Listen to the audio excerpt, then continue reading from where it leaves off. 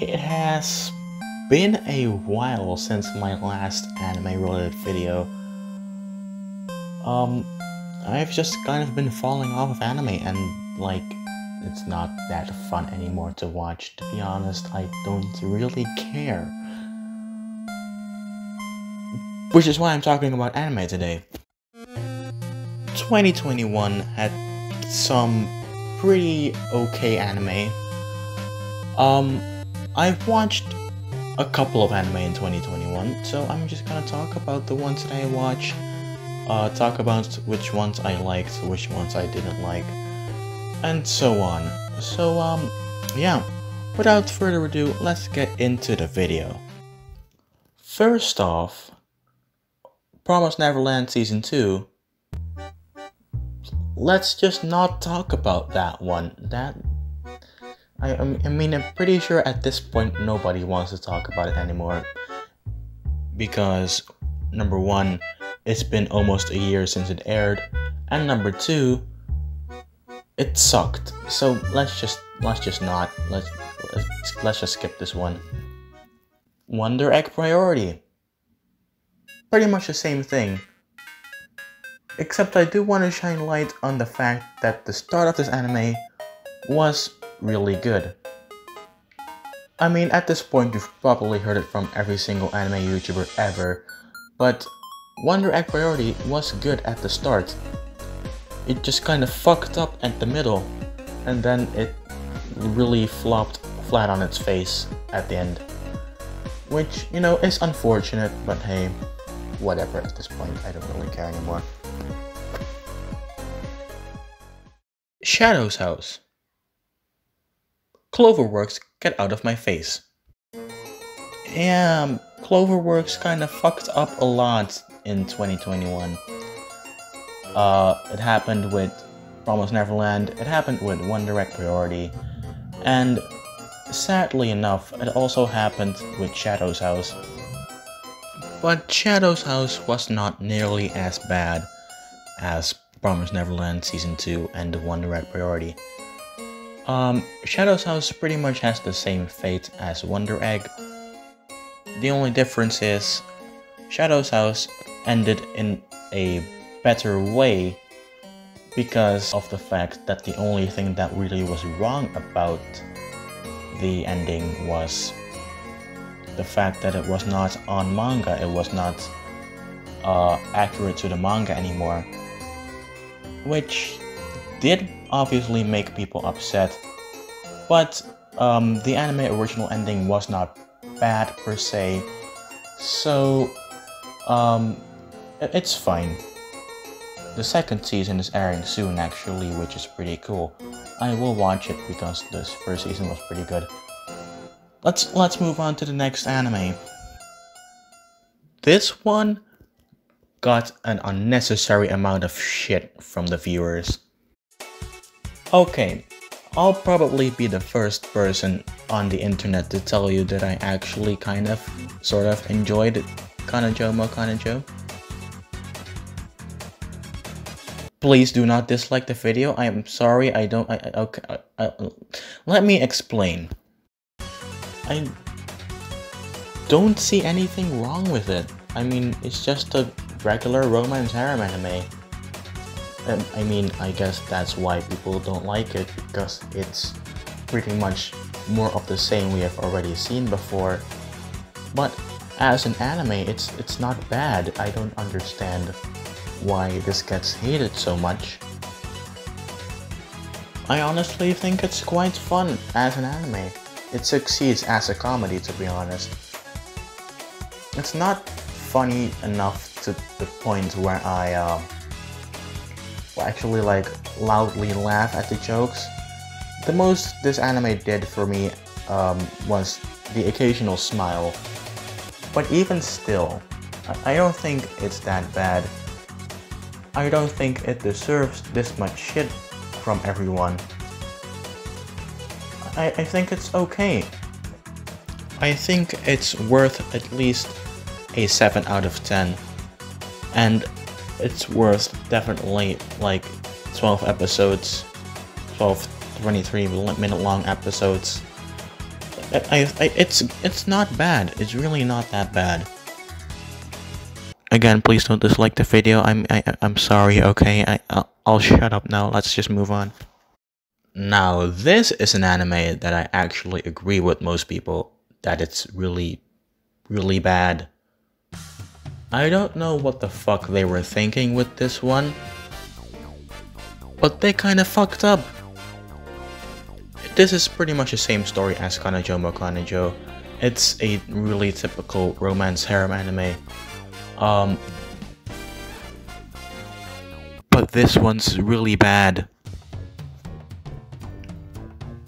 I really do not understand what they were thinking when making, because it's quite a bit different from the manga. The manga was actually somewhat decent, somewhat okay. It was not good by any means, but it was not this bad. What the hell happened here? This is the exact same thing that happened with shit like Tokyo Ghoul. All in all, this one is worth like a 4 out of 10 at highest. They really just kind of sort of fucked up. I don't Let's just move on.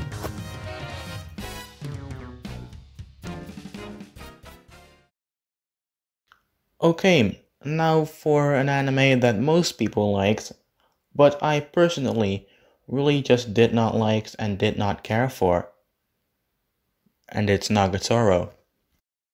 I honestly do not understand why people would watch this.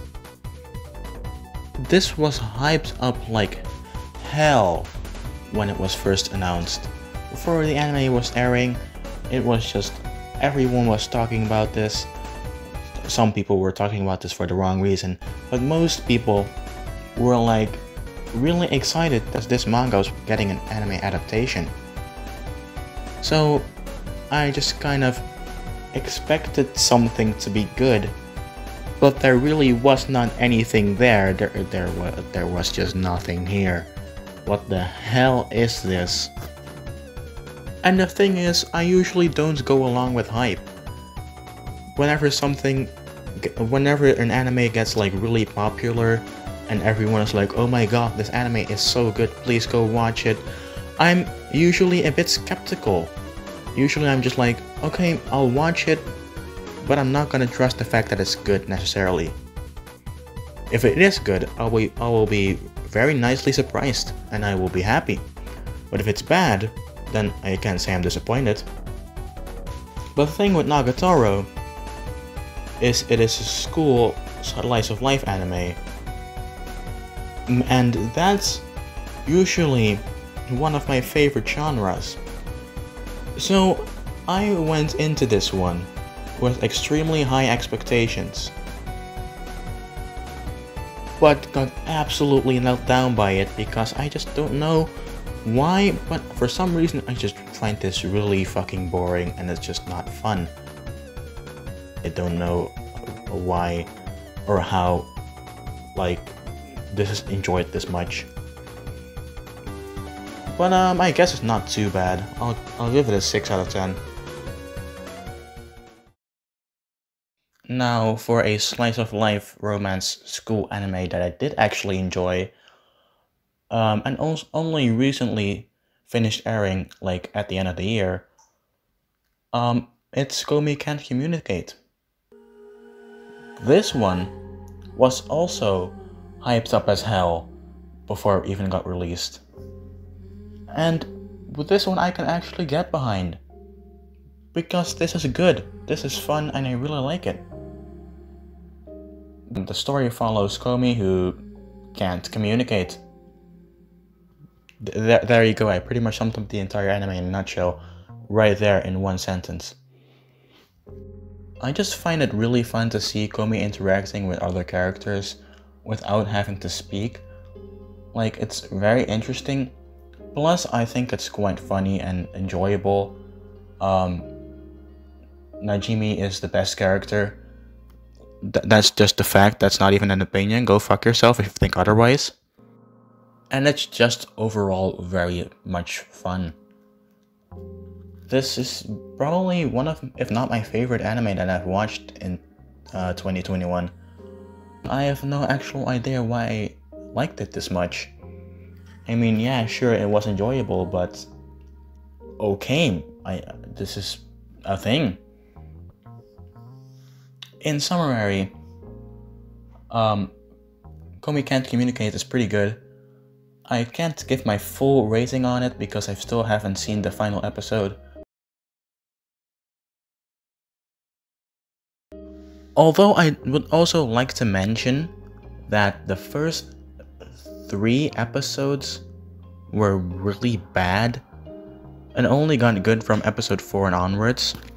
So that's a thing. I would like to deduct some points for that. So I'll give it a 7 actually.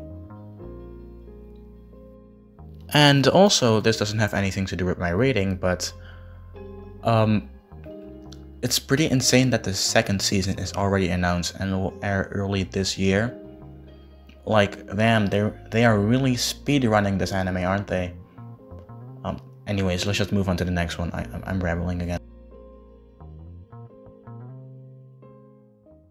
Vivy is, for some reason, very forgettable.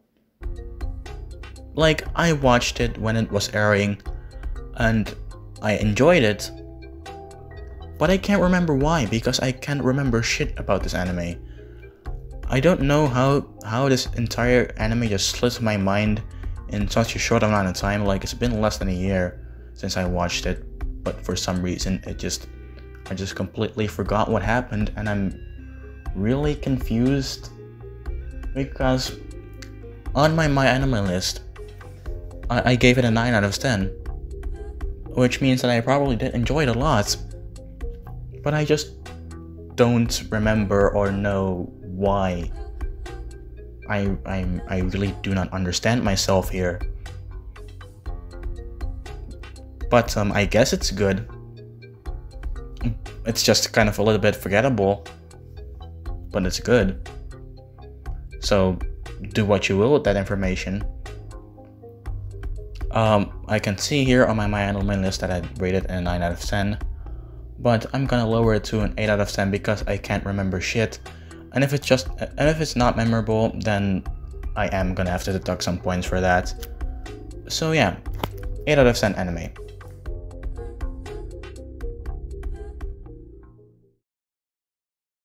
Jahy-sama was very mediocre. So the great Jahy will not be defeated. This one again was really hyped up before it got released. And I can understand why, because after watching the anime I have decided to read the manga. I've not finished it yet, but I have made some decent progress, and I can say that it is definitely better than the anime, but that's not particularly a hard task, because the anime is honestly not that good. The animation is just very stiff and lackluster. It's really just the bare minimum of what's required to be in an anime. They did not put a lot of effort into the animation at all. And like I said prior, I watched the anime before reading the manga, and I honestly didn't understand why people were upset with this adaptation. Like, sure, the animation is quite interesting, but it's not bad, is what I thought until I read the manga. Like, this is supposed to be a comedy anime, and the jokes hit a lot better in the manga. Because, like, for example, sometimes the joke will be over the turn of a page. So you like read the first part of the joke, and then when flipping the page, we get the punchline, and like that, the joke hits the reader in a better way. In the anime form, it's just looking at a screen, and the punchline coming right after the joke without having to do any page flipping, and like that, the joke hits less hard. and it also makes it less funny, which means that it also fails as a comedy anime, which means why the manga is better. But it's still not bad though. Also Kokoro, I really just love this character. Like look at this beautiful woman. She's not a woman, she's like 8, but that's besides the point. Okay, yes, you can call me a lolicon, I don't fucking care. But leave me alone. Anime gets a 6 out of 10. Plus 1 point for Kokoro, so 7 out of 10.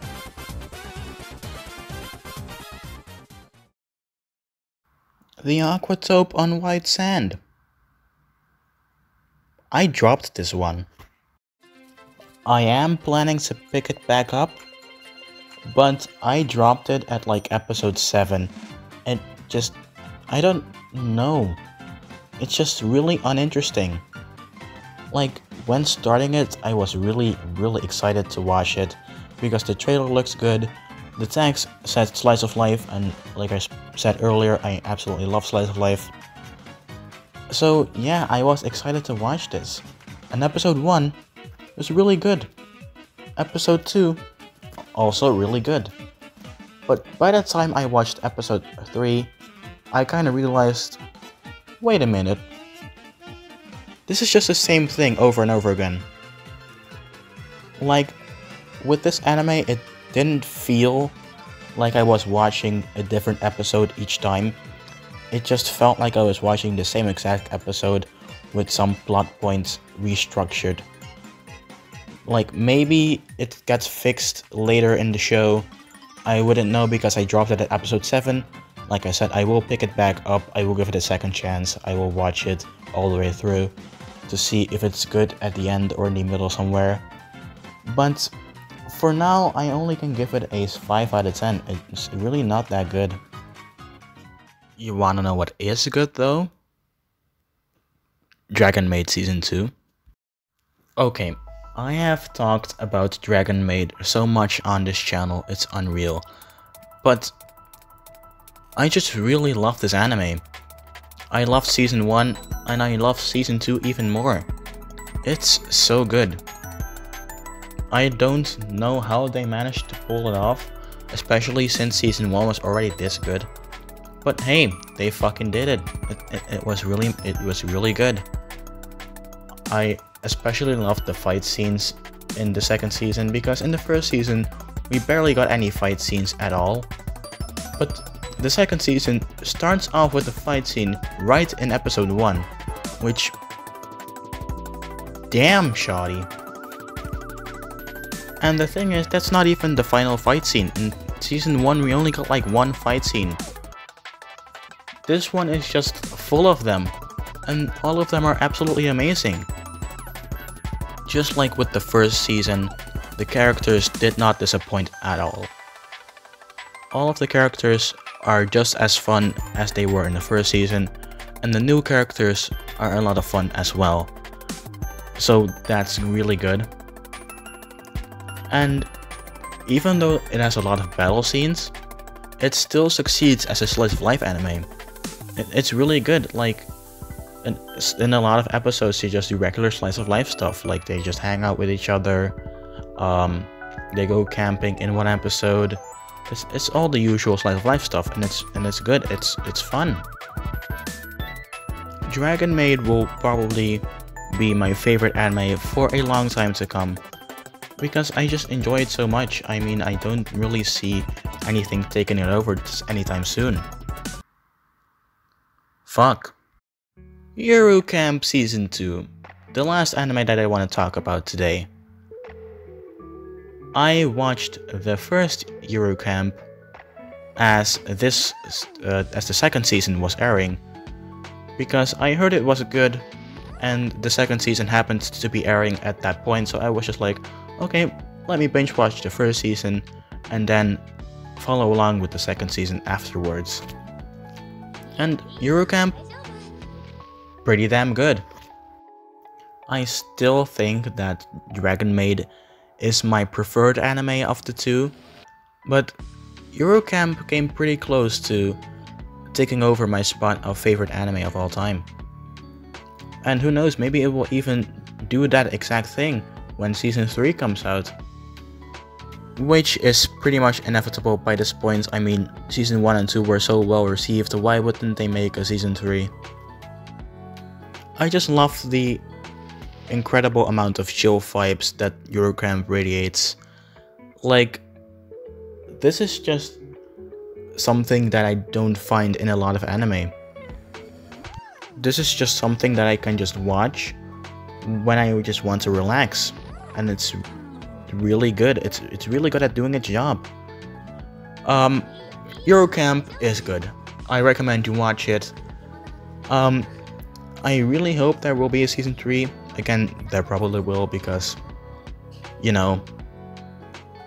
And yeah, it's a lot of fun. It's really good, and that's pretty much all I have to say about it.